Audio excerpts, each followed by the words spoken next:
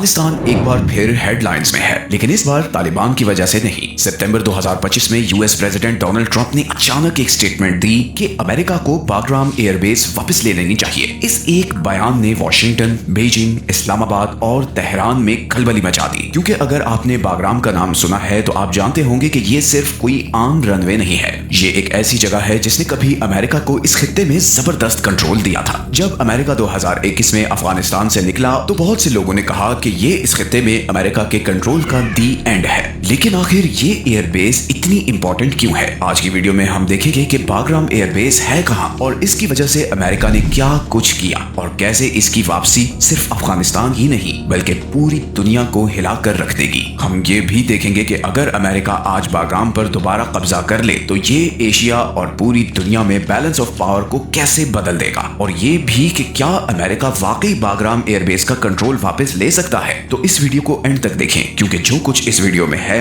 وہ اس air base کے بارے میں آپ کی سوچ کو بدل کر رکھ دے گا۔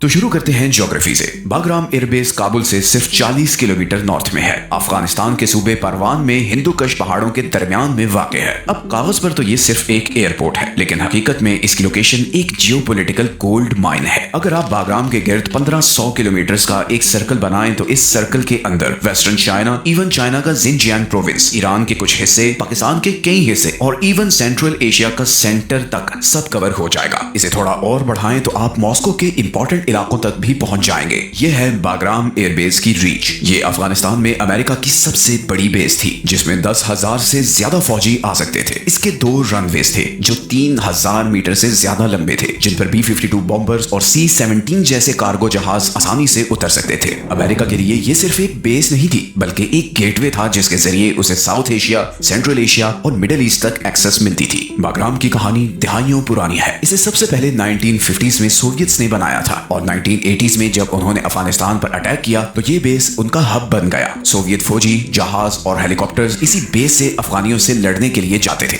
9/11 کے بعد 2001 میں جب امریکہ نے افغانستان پر اٹیک کیا تو باگرام جلد ہی امریکہ کا کراؤن جیول بن گیا۔ امریکہ نے اسے ایکسپینڈ کیا اور اسے ایک فورٹریس سٹی میں ٹرانسفارم کر دیا۔ ایک وقت تھا کہ باگرام ایئر بیس میں ہر وقت 40,000 سے زیادہ فوجی ہوتے تھے۔ وار آن ٹیرر میں یہ امریکہ کا نرو سینٹر تھا، جہاں سے ڈرون آپریشنز، انٹیلیجنس مشنز اور اسپیشل فورسز کی ڈپلائمنٹس اس پورے خطے میں ہوتی تھی۔ باگرام صرف ایک ملٹری ہب نہیں تھا، افغانیوں کے لیے یہ اس بات کی علامت تھا کہ جب تک یہ بیس ہے امریکہ کا یہاں کنٹرول ہے، جبکہ واشنگٹن کے لیے یہ اس بات کا ثبوت تھا کہ امریکہ کی پہنچ ایشیا میں ہر طرف ہے۔ لیکن اگست 2021 میں امریکہ کا افغانستان سے اچانک نکلنا ایک بڑا ٹرننگ پوائنٹ ثابت ہوا۔ یہ بیس طالبان کے کنٹرول میں چلا گیا اور وہ بھی بغیر کسی لڑائی کے، اور سب اینالسٹس نے یہ کہنا شروع کر دیا کہ اب اس خطے سے امریکہ کا کنٹرول ختم ہونے جا رہا ہے۔ لیکن آخر یہ بیس اتنی امپورٹنٹ ہے کیوں؟ سب سے پہلی وجہ ہے اس کی لاجسٹک پاور۔ باگرام ایک بڑے ویئر ہاؤس کی طرح تھا جہاں گولہ بارود، فیول، میڈیکل فیسلٹیز اور اسپیئر پارٹس سٹور کیے جاتے تھے۔ تو لمبے رن ویز کی وجہ سے کارگو جہاز خراب موسم اور ایون رات میں بھی یہاں اتر سکتے تھے، اسی لیے امریکن فوجیوں کی سپلائی کبھی نہیں رکتی تھی۔ اسی وجہ سے امریکہ دنیا کے مشکل ترین کنٹری میں اتنی دیر تک ٹکا رہ سکا۔ اس بیس کی امپورٹنس کی دوسری وجہ ہے انٹیلیجنس۔ باگرام سے امریکہ ISR مشنز لانچ کر سکتا تھا، جس کا مطلب تھا انٹیلیجنس، سرویلنس اور ریکانیسنس مشنز۔ یہاں کے ڈرونز، سیٹلائٹس اور ریڈار اسٹیشنز کی مدد سے امریکہ نے افغانستان، پاکستان، ایران اور ایون ویسٹرن چائنا کے بھی کچھ حصوں کا ڈیٹا اکٹھا کیا ہوا تھا۔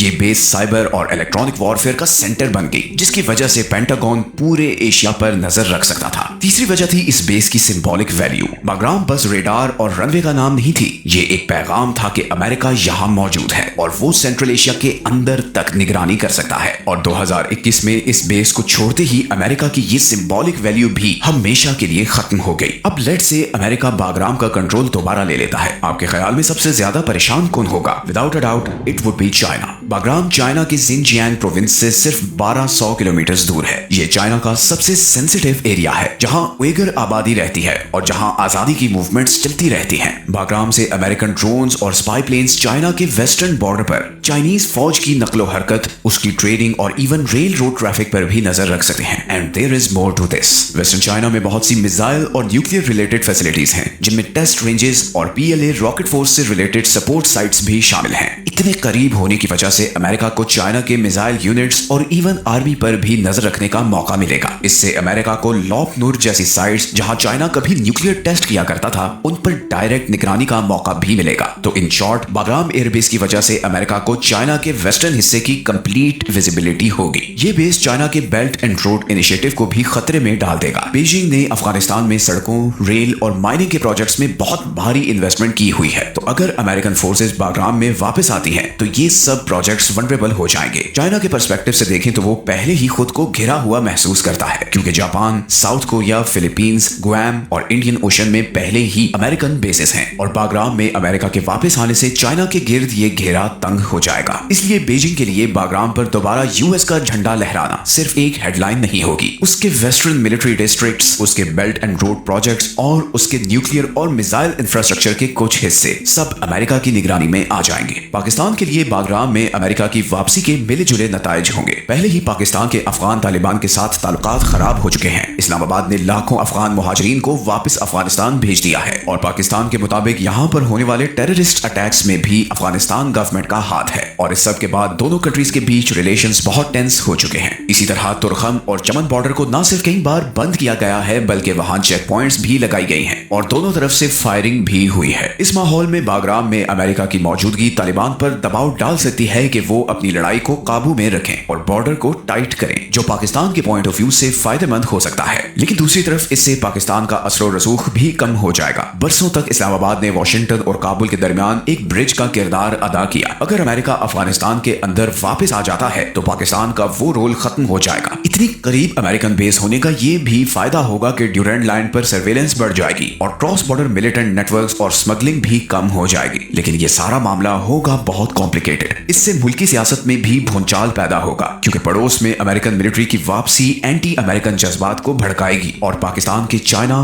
गल्फ और वेस्ट के साथ रिलेशंस को मजीद कॉम्प्लिकेट कर सकती है। फिर एक और खतरा भी है। तालिबान एक बार फिर पाकिस्तान के नॉर्थ वेस्टर्न बॉर्डर पर टफ टाइम दे सकते हैं और अगर इस नॉर्थ वेस्टर्न बॉर्डर पर टेंशन बढ़ी तो यहाँ मौजूद सीपैक के नेटवर्क, जिसमें रोड, टनल्स और एनर्जी लिंक्स शामिल हैं, उन्हें भी निशाना बनाया जा सकता है। तो पाकिस्तान के लिए अमेरिका की यहाँ वापसी ना तो नाइटमेयर है और ना कोई विन है। शॉर्ट रन में ये पाकिस्तान के लिए ऐसे फायदेमंद हो सकती है कि क्रॉस बॉर्डर मिलिटेंसी को कम कर देगी, लेकिन पाकिस्तान के अंदर मौजूद एंटी अमेरिकन सेंटिमेंट्स उसके लिए बहुत प्रॉब्लम खड़े कर सकते हैं और फिर पाकिस्तान का तालिबान और अमेरिका के बीच ब्रिज वाला रोल भी खत्म हो जाएगा, जो उसकी लेवरेज को कम कर देगा। ईरान के लिए बाग्राम में अमेरिका की वापसी ईस्टर्न साइड से प्रेशर डालेगी, वो साइड जिसे तेहरान हमेशा सेफ समझकर इग्नोर करता आया है। ईरान का ज्यादातर एयर डिफेंस और मिलिट्री प्लानिंग पर्शियन गल्फ और इसराइल के महाज पर फोकस्ड होती है, न कि अफगानिस्तान और पाकिस्तान के साथ इस लंबे बॉर्डर की तरफ। अगर अमेरिकन फोर्सेस बाग्राम वापस आ जाती हैं तो ईरान को अचानक इस ईस्टर्न बॉर्डर पर बहुत ज्यादा नजर रखनी पड़ेगी। बाग्राम सिस्तान, बलूचिस्तान और साउथ खुरासान की पहुंच में है। ये वो सूबे हैं जहां ईरान पहले ही स्मगलिंग, टेररिज्म और बॉर्डर क्रॉसिंग से परेशान है। वहां से फिर अमेरिकन ड्रोन्स, जासूसी जहाज और इलेक्ट्रॉनिक लिसनिंग गियर ईरान की eastern highways, rail lines, military drills और मिसाइल यूनिट्स पर नजर रख सकेगा। इसी तरह अमेरिका ईरान की सारी वेपन डेवलपमेंट पर भी नजर रख सकेगा। पॉलिटिकली अमेरिका की यहाँ वापसी ईरान को चुभेगी, क्योंकि तेहरान ने दरियाए हेलमंद पर पानी के इशू पर तालिबान के साथ रिलेशन बिल्डिंग की है, लेकिन अमेरिका की यहाँ वापसी इस सब पर पानी फेर देगी।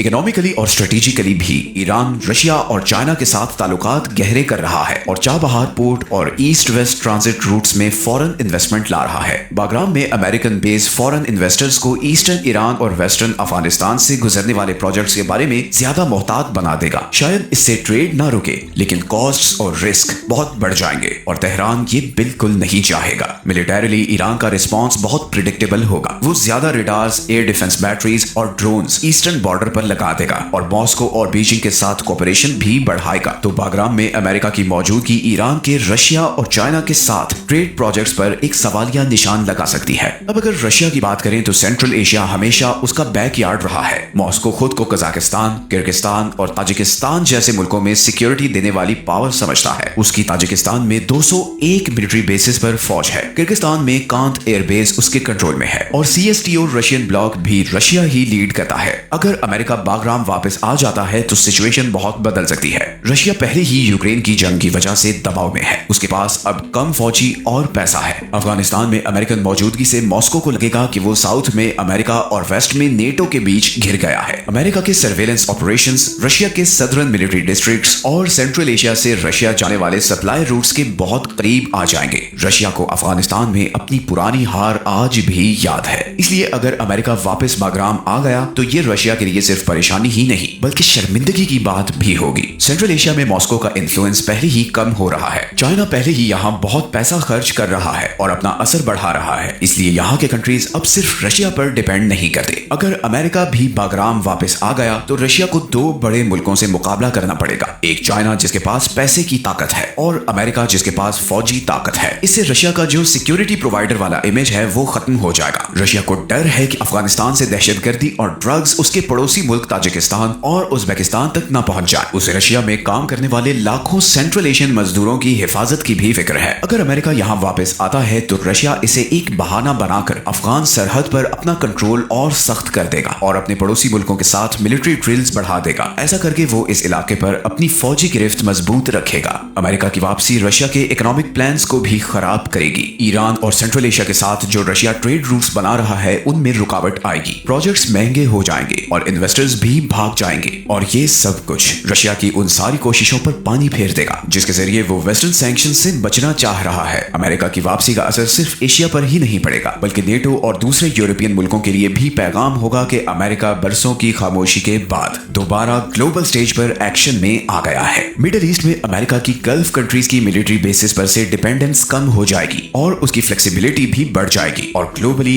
ये इस बात का सबूत होगा कि अमेरिका दुनिया के सेंटर यानी यूरेशिया में अपनी ताकत दोबारा दिखा सकता है, जिसे हमेशा से दुनिया पर कंट्रोल की कुंजी समझा जाता है। लेकिन बागराम पर दोबारा कब्जा करना आसान नहीं है। वहां अब तालिबान की हुकूमत है और वो अमेरिका को बेस वापस नहीं देंगे जब तक कि उनकी हुकूमत खत्म करने के लिए एक नई जंग ना लड़ी जाए जो अमेरिका को सियासी तौर पर बहुत महंगा पड़ेगा। इसके अलावा बेस तक सामान पहुंचाने के लिए अमेरिकन जहाजों को पाकिस्तान, ईरान या सेंट्रल एशिया के मुल्कों के ऊपर से गुजरना होगा और ये मुल्क इसकी इजाजत आसानी से नहीं देंगे और इसकी कीमत मांगेंगे। अमेरिका का पुराना लॉजिस्टिक्स का नेटवर्क भी अब खत्म हो चुका है। फिर अमेरिका के अंदर भी लोग 20 साल की जंग के बाद दोबारा फौज भेजना नहीं चाहते और अमेरिका के दोस्त मुल्क और नेटो भी इस मामले में रिलक्टेंट होंगे। फिर यहाँ पर आईएसआईएस जैसे ग्रुप्स का खतरा भी है जो फौरन अमेरिकन फौजियों को निशाना बनाएंगे। तो क्या अमेरिका के लिए बागराम एयरबेस वापस लेना वाकई नामुमकिन है? प्रैक्टिकली तो यस, ये इम्पॉसिबल ही है जब तक कि इलाके में कोई बहुत बड़ी तब्दीली ना आए,